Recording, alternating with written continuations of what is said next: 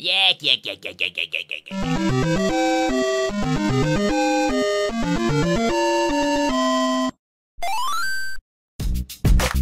If you are already familiar with the Popeye video game and its NES port, you may be wondering how I could have an entire video devoted to such a basic game. But this one has some interesting history behind it, as well as some other ports and an oft-forgotten sequel I'll show off as well. If you're a cave-dwelling landlubber and need a refresher, Popeye the Sailor Man is a muscle-bound, tobacco-puffing seafarer who gets super strength from chugging a tin can of spinach, sometimes even eating it through his pipe, which is his true, underrated talent. His nemesis, Bluto, sometimes Brutus, keeps kidnapping his love interest, Olive Oil, and of course, it's always up to Popeye to save the day. Popeye first appeared in a comic strip as a minor character in 1929, and since then has been featured in animated cartoons, radio shows, a live-action film starring Robin Williams, and of course, video games. So ahoy, let's see what's up!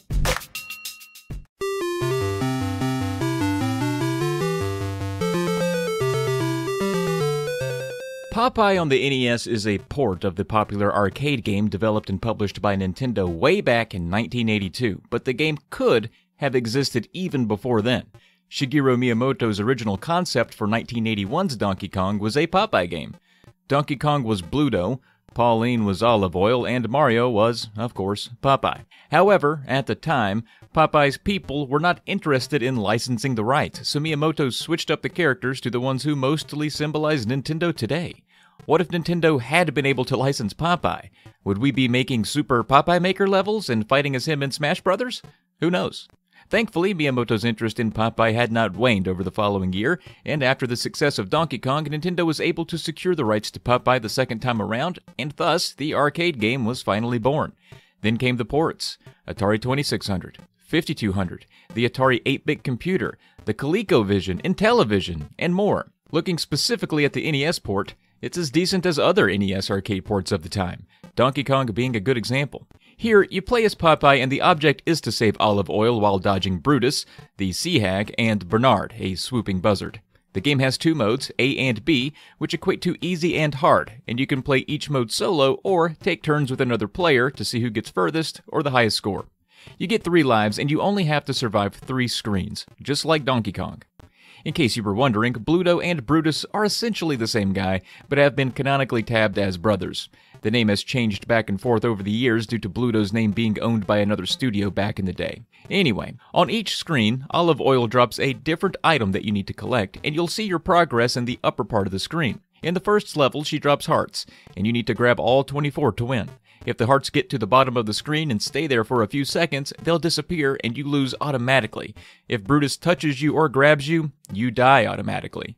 There are some fun ways to defeat Brutus and the other enemies, though. There's a can of spinach on each screen that you can grab and eat once per level that gives you what amounts to the brief Hammer Time power-up that Mario, or Jumpman, gets in Donkey Kong.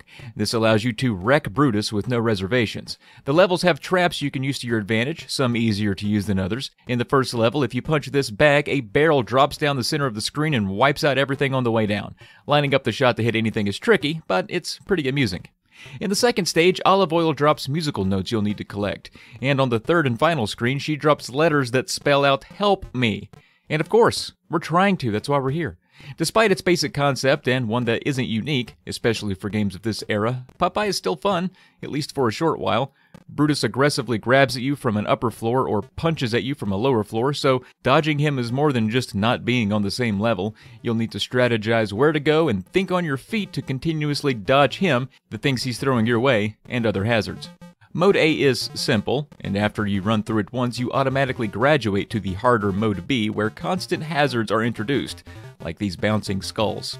On the second stage, you can even involve Sweet Pea, who's floating at the top of the screen holding a balloon. It's neat little wrinkles like this that gives the game enough charm to overcome its mind-numbing simplicity. Plus, the sprite work looks great, and you'll be occasionally graced with some Popeye jingles as you go. I mean, the game won't blow you down, but for an NES black box arcade port, it's neat, and high score battles on games like this can multiply the fun factor tenfold.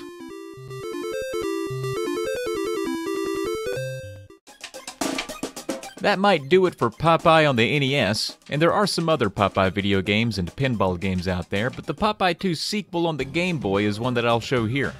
In this one, you're once again Popeye, this time in a side-scrolling platformer wielding an unsightly, deformed right arm. It's a weird mix of Super Mario Bros. 2 in appearance and Castlevania with its hack-and-slash mechanic. Popeye can even shoot projectile cans of spinach out of his arm. Well, that is going to do it for today. As always, be strong to the Finich and eat your spinach. And thanks for watching.